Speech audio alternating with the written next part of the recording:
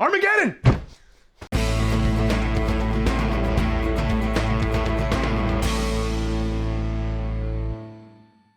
Welcome back to the Out of Touch podcast. I'm Chris, that's Bill, and today we are watching Armageddon from 1998, directed by Michael Bay. Armageddon? Yeah. Ah, crap. I watched Deep Impact. Oh, man. Also from 1998.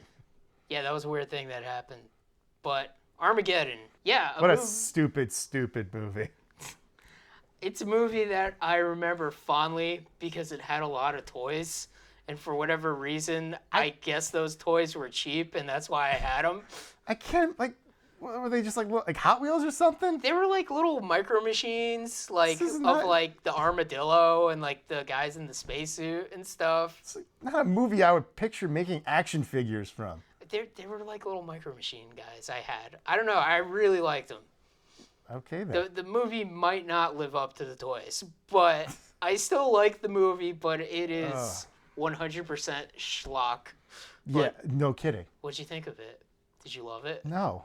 I thought it was stupid the first time I saw it a long time ago, and I thought it was stupid now. Oh, man. I'm sorry. What do you expect from me? The movie's directed by Michael Bay, and one of the screenwriters is J.J. Abrams. Yeah, that is kind of surprising that J.J. Abrams wrote this movie. But he's one of the co-writers. Yeah, I was gonna say I don't see a lot of his writing in this movie. He probably wrote a draft and then got rewritten by a bunch of other people, and he's still credited.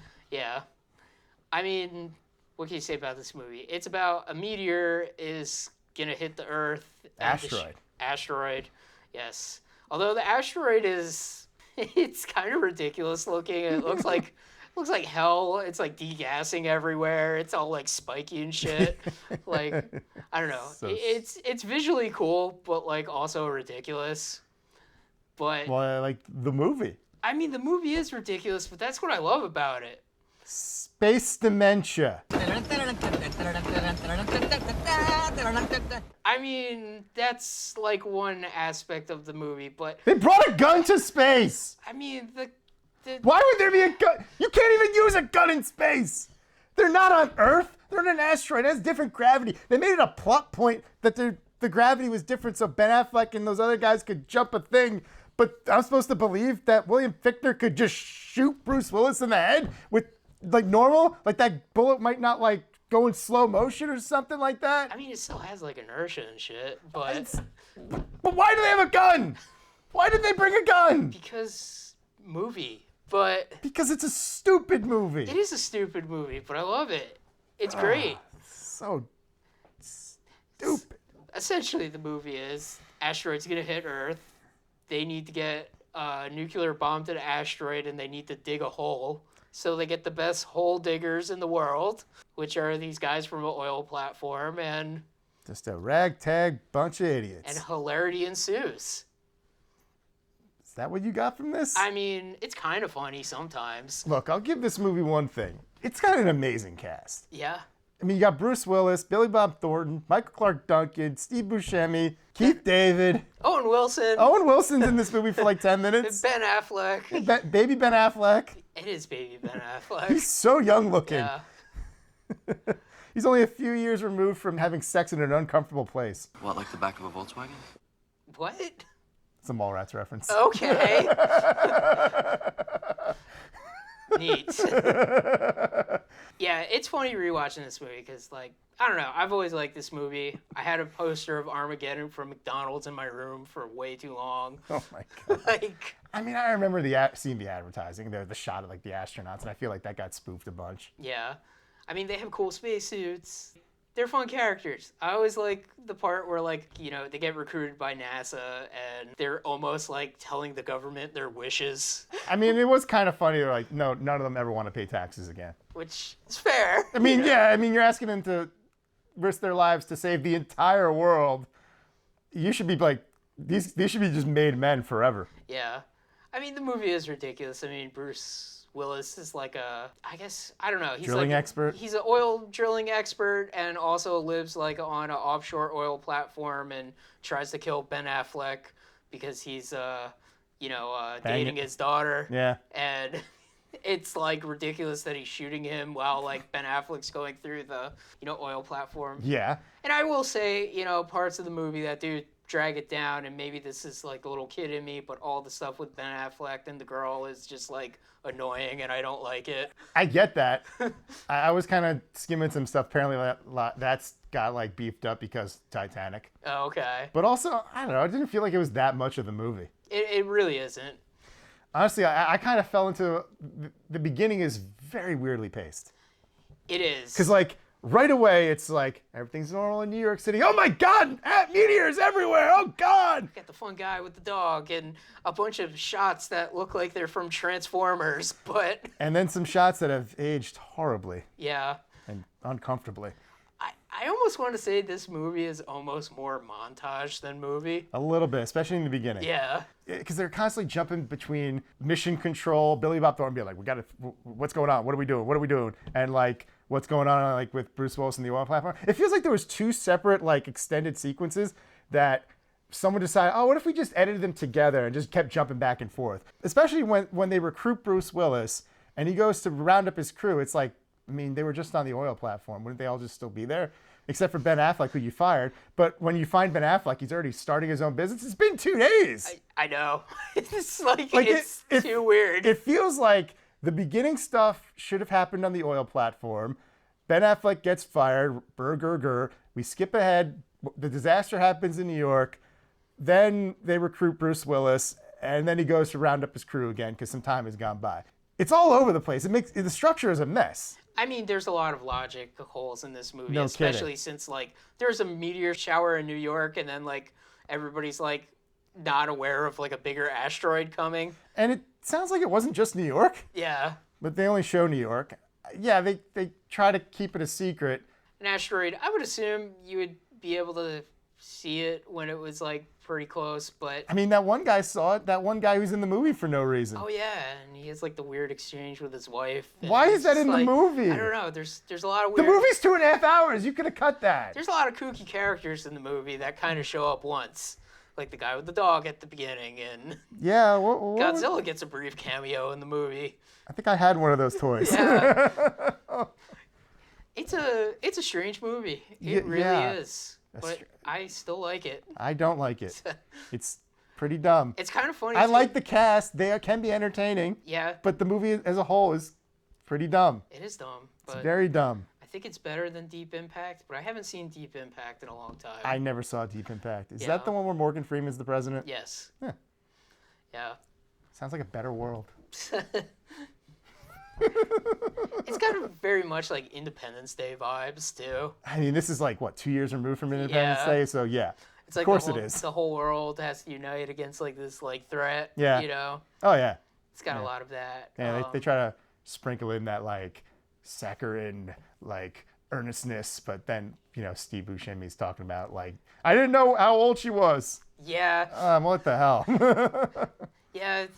He is a very uncomfortable character, and He gets together with the stripper at the end. good for him. I guess. He achieved the sleazeball American dream, marrying a stripper. There we go.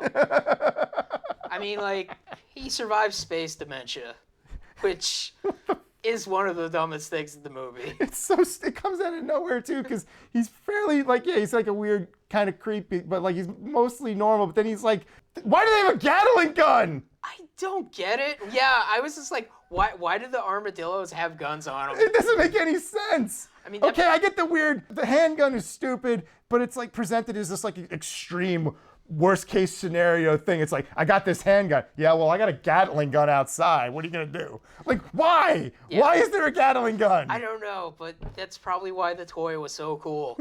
I mean, it probably would have been a cool toy as a kid. It's like, I got this cool rover. It's got a gun. The armadillo is badass, and they have like their silver space suits, and I think the rockets were called like X-1 rockets or space shuttles or whatever. I don't know. Yes, because we all know the space shuttle was very good at taking off into space like a plane. Well, it doesn't take off into space like a plane. Well, I At guess the end, it does. yeah, I guess off the asteroid. Yeah. But that's like low gravity and whatever. Is it low gravity? When they're just walking around the shuttle, it's pretty normal gravity. I mean, yeah, I don't know, dude. They got like magic super science, like in the Russian space station. It's like, oh, they turned on their rocket, so it's got gravity. No. No, it started rotating. That's why it had gravity. He turned on the rockets to rotate it. It's not a thing. Yes, it is. Spin gravity is a thing. Bullshit. Haven't you ever watched The Expanse? It's kind of scientifically accurate. Yeah, but okay. Do they do that in the International Space Station? No, because the International Space Station is shaped like a freaking jack or something. I still call shenanigans on it. Whoa. I call shenanigans on any use of fake gravity in a movie that's trying to present itself as realistic. I don't even know if there still is a Russian space station at this point. No, because that space station is supposed to be like, I guess, a stand-in for Mir, Okay. which may or may not have still been a thing, Yeah. or at least it was recent enough to have been people to know. But they were already building the International Space Station at this point. Yeah. I know. I saw them doing it. I went to Kennedy Space Center as a kid, Oh, okay. and they were building parts of it there. Cool. Yeah, it was cool. Yeah. But What, do you think I had like secret NASA clearance you didn't know about? I don't know if you were going to mention something stupid or like... No, I went to Nice. I went on a vacation as a kid to Florida, and we went to Kennedy Space Center. Well, that's cool. Yeah. It's nothing, man. It's just tourist shit. I find it kind of weird at the beginning of the movie where like they're not aware of like the asteroid coming towards the Earth. To be fair, that's the most realistic part of the movie. Yeah. Where it's like, oh shit, this thing is really close. Yeah. Like that happens in real life, I think. I guess so. Like I guess it's different now than it was in like 1998. Yeah, I mean, we're getting better at it, but space is big. I mean, space is big. I mean, they do make it. That is one good line I like, where like, how did we not see this coming? Well, our object collision budget's $1 million. That allows us to track about 3% of the sky. And begging your pardon, sir, but it's a big-ass sky. That's clever. That was good. Yeah. Look, I can say nice things about a movie I don't like. Okay. Very heated. You're like Armageddon. It's like this is because Michael Bay, because of this movie, got to make Transformers, and he ruined Transformers. It is because of this movie, Chris. I mean, it is. Didn't he do Transformers after this movie? No, he did like Bad Boys 2 or something. Oh yeah, that's right. And then Transformers. That might have been something else. No, there was like a couple other movies before that. Okay. But this was a huge hit. I I guess do I know keep- that this was a hit. So Yeah. this is why he got to like eventually get to movies like I Transformers. don't know why I keep thinking Transformers was like in 2002, but it was like in 2006. 7. 7. Okay. Yeah. Yeah. Transformers was a ways away. Yeah, that's true. It's funny though because like those shots of the city with the people remind me so much of like that first Transformers movie. That I To was be just like, fair, wow. Michael Bay has often used stock footage from previous movies into later movies. So there's probably some shots in there that he just stuck into a Transformers movie or two. Okay. I wouldn't be surprised. He's done it before. People have Yeah. noticed some shots from like Bad Boys 2 and like a Transformers car chase. Interesting. He's done it. Yeah. I wouldn't be surprised if there's footage from here in a Transformers movie.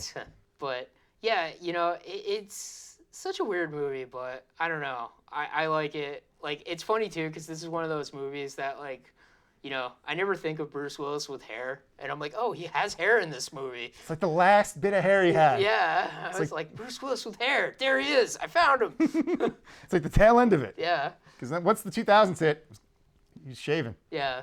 Because and I've seen a ton of movies with Bruce Willis with hair, like Die Hard. Die Hard and Pulp Fiction. Die Hard. Yeah, Fifth Element. Yeah, Fifth Element. Yeah. I was about to say that. But it's kind of funny. Where it's like, there he is. But yeah, he's pretty good. He's kind of cantankerous, but like he really knows what he's doing. Yeah. But it's funny too because I don't know some of the actors' name, but the one Captain Sharp guy who forgot his actor's name, but I'm like, hey, that's the guy from like The Dark Knight. William Fichtner. I mentioned his name. Yeah, his name I several know, times. I know. Yeah. He was supposed to be Shredder, remember? Oh yeah, that's right. Eric Sachs. That was a great idea. I don't know why they didn't go with that. Yeah, whitewashing. Yeah. So dumb. But yeah, it's almost like, if this movie was combined with a Transformers movie, it'd probably be a better movie. You just swap the asteroid out for Unicron. Yeah. Does the armadillos just become Autobots? Yeah, why not? Just have those like same characters except like Transformer stuff instead. I mean, that's no different than I guess what he would do in the Transformers movies. I guess so. Weird, wacky characters, but then there's just some robots. Yeah. And they are really weird characters. Like, they all have, like, weird eccentricities. And there's Some of them have, like, emotional backstories out of nowhere. Oh, the one guy whose name I don't even know, who has like the kid that doesn't know him. Yeah. Yeah, that was weird. Yeah. Because I'm like, I don't even know this guy's name. He's barely a thing in the movie. He's like the one guy not played by a famous person. Yeah. He really is. It's funny, like, you know, the Steve Buscemi character who's like a super genius apparently and graduated MIT at 19 or something. But he's a sleazebag. Yeah, but like works on an oil platform because like he just has more freedom that way or something. Something. Yeah. But he's like a super good geologist, you know. Got the Owen Wilson character who I kind of forgot his quirk. He was kind of like He was Owen Wilson. yeah, I guess that's it. That was his quirk. He was Owen Wilson. He didn't even make it to the mission. Right, because he died on the shuttle when it crashed. Yeah. I mean, the shuttles have great names, Freedom and Independence. Sure, I why mean, not? That's America, you know. I mean, you know, they're trying to save the world, blah, blah, blah. Yeah. You know. I know Michael Bay's got a strong relationship with the military, so I'm assuming that was a lot of real NASA personnel and a lot of real footage and stuff. I think like obviously there were shots that was like clearly okay, that's just CGI, but I think there was some real space shuttle footage in there too. Okay.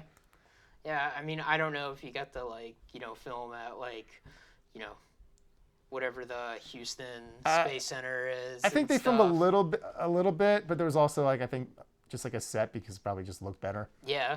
And I'm sure like a lot of like real NASA personnel were just doing there just like, because he would do that in the Transformers movies. And just like for like the stuff with the military, just like, oh, all right, just do it as you would do and we'll just film you. And they just have the military people just do their procedures. Yeah. And he would just film them. So. Well, that's good and fun. At least that's believable. Yeah. I mean, there are parts of the movie that sometimes I was watching it and I was kind of like, man, I don't remember the movie being like so like, I don't know, at times like very claustrophobic where they like zoom in on people's faces and the camera's just shaking. And I was just like, oh, I don't remember that. Like, I thought you actually got to see the stuff, but like it was like very like all over the place and like shifting perspectives a lot. And I was just like, okay, I have some nostalgia for this movie, but I can see the problems that people have with the movie. It is like very much all over the place with the plot and like some of like the shots and the way it looks is at times it does look like a pretty ugly movie. Yeah. Like sometimes it does look really good, but then like other times like it's just like, whoa, okay. I mean, you know, there's not a lot of visual effects stuff, but it's aged mostly okay. A few wonky bits here and there, but nothing too egregious. Yeah. I like the way the asteroid looks. I don't know. I don't think that's realistic, which is fine, but like kind of reminds me of like a Power Ranger set a little bit. With all like, the spikes and stuff? Yeah, all the spikes, all like the degassing coming out of the asteroid. It's very movie. It's very like over the top. It's almost like it's like this hell dimension of the asteroid. That's probably what they were going for. It's like this is just the worst place ever. Okay, so the scariest environment imaginable. Thanks. That's all you gotta say. Scariest environment imaginable. Yeah, it's just utter nightmare. They kind of have like this music with the asteroid where it's almost like the asteroid is like groaning or growling at points. It has like a weird, creepy, ethereal theme going for some reason. Yeah. Which, whatever. Yeah, but you know, it's got that Aerosmith song that they played all the time. I remember. So, remember that from this movie. But I don't know. I think it's kind of a fun movie. It's, very much of its time, though. I could see this being like a guilty pleasure movie for people, but I just don't like it. I despise it. I can't even say I despise it. I just don't like it. I don't like Michael Bay's style. It's too frenetic. It's too unfocused. He doesn't give a crap about the structure or anything of the movie or characters or anything like that. Yeah. And I like those kind of things. I like things to make sense. I don't know. I'm all for some chaos here and there, but he's like 90% chaos. I did notice one interesting motif that like every once in a while we'd see like these weird flashing lights, and then it was like, oh, it's the countdown clock. Oh, okay. Yeah. So that was something that was artsy. I guess it was artsy. That's as artsy as Michael Bay gets. I mean, Michael Bay though, I don't know. I don't dislike him as much as other people do because at least he's not pretentious like other filmmakers. He knows what he likes to make, and he's like honest about it. I'll give him credit for self-awareness of like just being the guy who likes to blow shit up and have fun. He has that fun American Express commercial. Yeah, that was weird. Yeah. You know, because there's certain other filmmakers who are kind of on the same level who think they're like high artists, and I just roll my eyes at them. Yeah. It's like, no, you just make schlock. At least he knows he makes schlock. Yeah.